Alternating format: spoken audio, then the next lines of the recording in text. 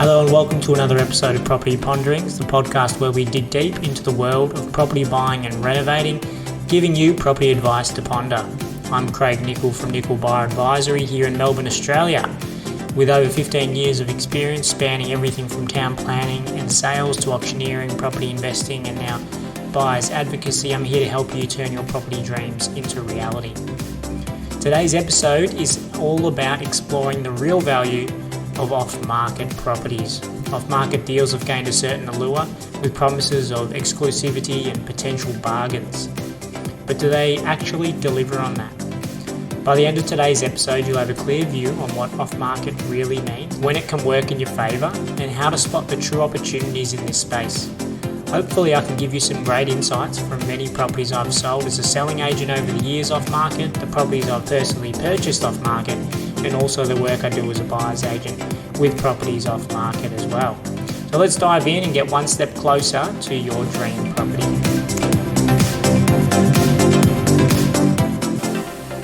Okay, so what really is off-market? Let's start by clarifying the term. In simple terms, off-market properties are those not actively advertised on major listing sites like realestate.com.au or domain.com.au. They're typically marketed through sales agents, private networks, word of mouth, or a few well-connected buyers agents. This gives off-market properties a hidden gem allure, suggesting buyers are getting access to something special, free from the intense competition of open listings. However, off-market properties aren't always hidden to create exclusivity. Sometimes they're simply marketed this way due to the seller's specific needs, wants, or their timing constraints. You may have also heard of the term pre-market, which is basically just properties that haven't yet hit the market. So the term pre-market can mean off-market as well if the property isn't yet publicly advertised. So I thought I'd just clarify that if anyone had any confusion on those two terms. So let's get some numbers around how many people are actually doing off-market sales. In my time, and this is anecdotal and it won't be the same for everyone, but when I was a selling agent, around 20% of the properties I would sell would be off-market. And then as a buyer's agent, it's a pretty similar amount. The volume can fluctuate a little bit, or that percentage can fluctuate a little bit depending on the market conditions at the time and the opportunities that come up, but I always found that there were far less transactions as a sales agent or buyer's agent that were off market, although the way that they're spruiked in the media or through social platforms, it would seem that everyone's buying off market, but this isn't the case. Most of the transactions are done as publicly advertised sales. So let's talk about why sellers do go off market. So sellers can choose to sell off market for a variety of reasons. Firstly, it offers privacy. So high profile individuals or those with personal circumstances may prefer privacy, avoiding the exposure and questions that public listings bring, or a public auction, especially in Melbourne, can bring as well. Another reason is they can test the market. Sellers can use off-market listings to gauge interest or pricing potential without locking in the costs and the effort of a traditional campaign. Traditional marketing campaigns can cost, at this point in time, if you allow for furniture and advertising as well, anywhere from $10,000, $20,000, $30,000 depending on the price range of the property. Mostly if we're talking about the median price of around $1 million, then you're more looking at around the cost of $15,000, $20,000 to put your property onto the market. The third reason why sellers sell off market is it's cost saving. Marketing a property is expensive, as I've just said, so sellers looking to avoid these costs might lean towards off-market sales as a lower cost, lower commitment alternative. The fourth common reason is timing and urgency. Sometimes sellers need to complete a quick sale, perhaps due to relocation or financial shifts, and are open to selling quietly and efficiently through established networks of ready-to-go buyers. These four factors highlight that often the seller's motivation, rather than any inherent property value, dictates the off-market strategy. However, there is a fifth point as to why people sell off-market. A lot of the time, selling agents are reaching out to people that own property, and if there has been a recent big sale or the promise of a high price using current off-market buyers, then a person that owns a property may be encouraged to try and sell their property off market. For whatever reason, that owner may have motivations to sell, or they may not have, but the promise of a potential high price brings them to the situation where their property is in an off-market offering that people can buy.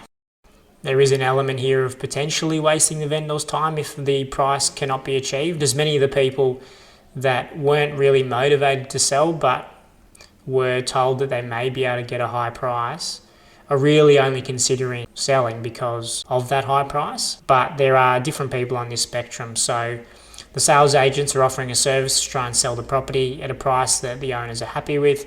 And if the owners are consenting to that and are allowing them to tell other buyers or tell buyers about the property, then that's their prerogative as well. So it can work for everyone. The sales agents get an extra deal off market, and also the owners get a price that they're happy with to move on to do whatever their motivations may be. It's probably just important to understand as a buyer that off-market properties are sometimes purely just on a pipeline to eventually come onto the public advertising market. For agents, they're just using the process to bring a few buyers through to be able to build up some trust and a relationship to then eventually list the property onto the public market, where it can become more realistically priced. Now onto the perceived advantage for buyers. Many buyers are attracted to off-market deals with the idea that they'll find better value, less competition and unique opportunities. There's also a sense that since these properties aren't widely known, they may be undervalued. While there can be genuine benefits to off-market deals, they aren't always, or this isn't always the rule. A study by CoreLogic found that while off-market properties in competitive areas can occasionally sell for slightly lower than market value, the gap isn't as wide as buyers might expect, and in some cases, particularly high demand areas, off-market properties can actually sell for more than might be expected on market. A very large reason as to why this is the case is what I've alluded to already. Sales agents have spoken to vendors about potential high prices, and that may be the case. It may be a higher asking price than maybe what is realistic on the market. And so if you get offered an off-market property and then you pay that, then you may be paying over market value for the property. We see this to be the case, especially for unrealistic vendor expectations, where agents have told the owner that the property or the price that they're asking for is unrealistic and unlikely to be achieved. They may then say that, look, if you can get me that offer off market, then I'll sell, but I'm not willing to fork over the $10,000, $15,000, $20,000 to put the property onto the market if it's just going to be a waste of time. And I would argue that the large majority of off-market properties in the Melbourne environment are from people that have unrealistic price expectations that are too high, or that their motivation isn't that high. So that tends to lead to a slightly higher asking price as well. So the practical realities of off-market deals. Firstly, there's a limited pool of properties. Off-market properties make up a small fraction of total listings, so the pool of options is limited. For buyers with specific criteria or those focused on high demand areas, this can be restrictive if you're trying to buy off-market. The second point is there's a lack of market visibility. Off-market purchasers often lack the transparent price discovery that comes from a fully marketed campaign. Without broader interest, it can be harder to establish a true market value, meaning buyers might risk overpaying or missing underlying property issues. So it's really important if you're buying something off market that you know the pricing of the market and the property types and conditions really well. The third practical reality of off-market deals is there's a high dependency on people such as buyers agents, because access to off-market deals generally relies on really strong networks, especially if you want good off-market deals. You need to make sure that you do have that connection with people and relationship to be able to get good quality properties. Anyone that's tried to email agents for off-market properties would note that a lot of the stuff that they get back is absolute junk. So to filter through those bad properties and to get the good ones, it's normally getting greater connection and relationships with agents. The other thing is though that buyers agents can have direct contact with vendors. So I've got vendors that contact me that want to sell because they know they They know that we've got buyers, but as well, when we have specific buyers looking into really niche areas, we will actually approach vendors for them as well. So these are all off-market opportunities. They're not easy to attain if you're just doing it yourself. And the greater volume of off-market properties that you're exposed to, the greater chance you're actually going to find a great property. The most significant practical reality of off-market deals is most of the properties are overpriced. So you have to be able to filter through all of the properties to understand where the hidden gem lies. The other thing about off-market properties is sometimes the deal itself or the transaction can be quite messy because people weren't necessarily looking to 100% committed to sell, so the contract might not be ready, so that might drag out a little bit, or there just may be a little bit of a stage where the owner has said, yep, look, I'm open to the offer. The agent's told buyers about it. Then someone's interested and gone back to the sales agent, yep, let's go through, have a look. And the owner's a little bit shocked. They may get offers and then they're not quite ready to actually transact on the property, or they pull it off the market. So this has the potential to either delay the purchase or potentially waste your time completely because the off-market is withdrawn and then you have to keep looking. And you may have put time and money and resources behind this specific property, but you will find that people that are off market aren't as committed as those on market. So this will tend to happen more in the off market space. So not all off market properties are equal, but there are scenarios where there are opportunities for buyers. So firstly, when there's buyer market conditions. During market downturns, sellers are more likely to negotiate, making off-market purchases more appealing for those looking to secure a good deal without intense competition. Secondly, it presents an opportunity to see more properties that aren't currently available on the internet that may actually suit your needs. Because these people, for whatever reason, aren't publicly advertising their property, it's just another opportunity to find a property that will suit what you are after. And I think that's one of the most significant things of off-market properties. If you're looking on the market and you can't find what you want, then looking to off-market and pre-market sales and different options is going to open up the potential for you to find a property that can actually meet what you need.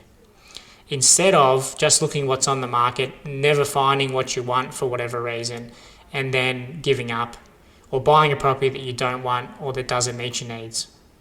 So expanding out to find more off-market properties is an excellent way just to expand when you're struggling to find what you want. As we've seen, there are multiple reasons why people aren't selling on market. If you're looking in more the luxury market, you may find that there are a number of people that are looking to privately sell. So then more options open up, much more potential options. It's also excellent for looking for a property where people may not be that eager to sell because they can't find something that they want to buy. So there is this constant sort of catch-22 situation, which is particularly prevalent in Melbourne, where downsizers, people with family homes, they can't find what they want to buy. So they tend to just sit and wait on their property in a house that's probably a little bit too big for them, but they can't find a property that's suitable for them to downsize into. So they may be sitting on a selling agent's off-market list because they are considering selling, but they can't find what they want, but they'll sell at the right price, and that high price will allow them to buy something that would be suitable for them. So there's an opportunity there. A lot of family buyers that are looking for a home, but there's not that many family homes, say, in the suburb you're looking in. There may be a lot in the off-market area for you to have a look at. And so there's an opportunity. The other real benefit of off-market properties is that these are private sale transactions. So you're not often getting caught up in multiple bidder situations where there may be an auction or a long drawn-out process. Normally it's pretty straightforward. They'll give you the asking price and you can negotiate obviously from that, but we have a clear private sale point that we're working between, and deals can be done quite quickly. So there's a time factor that they can be really time friendly, and that's a potential great benefit for people. Another really good benefit is for people that are doing renovations and flips, that the property, when you buy it off market and it goes through a publicly advertised sale, the property, once you renovate and then put it back onto the market 12 months later, it can have a bit of a negative effect for the property, because people think, oh, that property is up for sale again, and it may then impact your resale value. Whether that's true or not, I think that that's certainly a feeling that a lot of people have, and I think in some cases a property that's sold all the time definitely has a negative impact. A lot of the best properties that we know are ones that people don't sell over many decades, and they tend to be, grand homes, wonderful family homes, or just properties that people don't want to let go of because they're performing so well. So with that little bit of stigma that comes, when you buy off market, if you're looking to do a flip, if you've purchased it off market, no one's seen it come to market. So when it comes on the market in 12 months, there's none of that stigma. I think that's a really big benefit for those people that are looking to do a flip in that sort of market as well. So I've got 4 actionable tips for buying off market. Develop strong connections. Networking is really key here. Attend local property events, develop relationships with agents, and work with buyers agents with established off-market access. If you do try to expand the network yourself, I strongly encourage reaching out to agents, going to open inspections, and building up the relationships one by one. Tell them a story, tell them what you're looking for, and to keep in touch with off-market properties. And over time, you'll build up a stronger relationship and hopefully get the best properties sent to you before other people get them as well. The second tip is to get really clear on your criteria so that you can tell agents exactly what you're looking for in an off-market property, and this will speed up the search, and potentially it could just be a great reminder for the agent when they're talking to owners and new owners every day that you were looking for that specific property, and they can let you know nice and quickly. It'll also save time from agents sending you lots of properties that don't fit your criteria, which saves them time and you as well from having to scroll through these emails and look at properties that aren't going to suit what you need. When you're looking through all these properties, the third actionable tip is that don't get taken away or carried away with the allure of off-market properties. I would ensure that you're still looking on market and you're considering some of the off-market properties, because we know most of the properties that are available for sale are on market. So you need to keep looking there. And I know at times people that get disheartened by auction results start looking at private sales and off-market deals to try and be able to secure a property.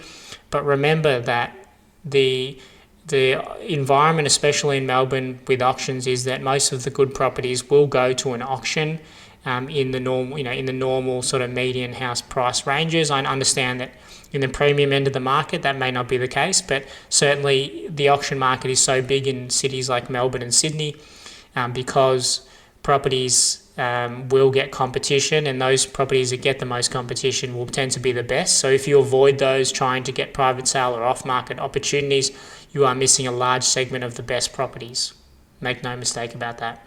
And that is not to say that every property that goes to auction is a good property, but it's certainly the case that if you know you're going to get competition on a good property, you would naturally and logically take that to auction, as that emotional environment is known to perform wonders for people's end sale price.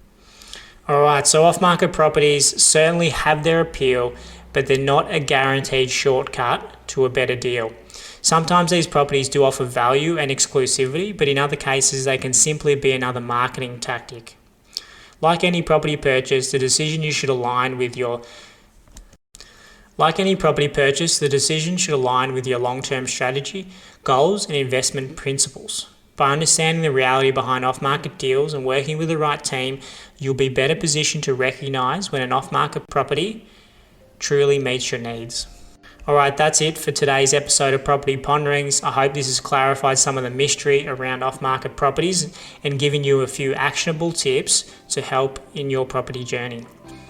If you'd like to discuss anything we've covered further or want tailored advice on buying or renovating, please feel free to contact me.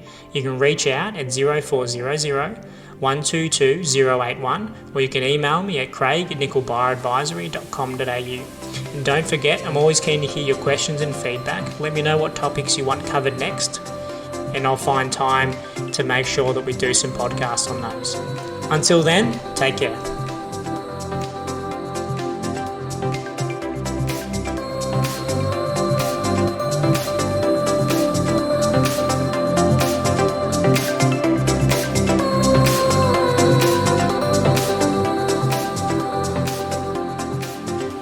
Information provided in this podcast is for general information purposes only and does not constitute financial, legal or professional advice. While we aim to provide accurate and up-to-date information, every property transaction and investment is unique and should seek the advice of a qualified professional before making any financial decisions. The opinions expressed in this podcast are our own and are not a substitute for tailored advice from a financial advisor or a real estate professional. We encourage you to consult with a qualified expert who can address your specific needs and circumstances.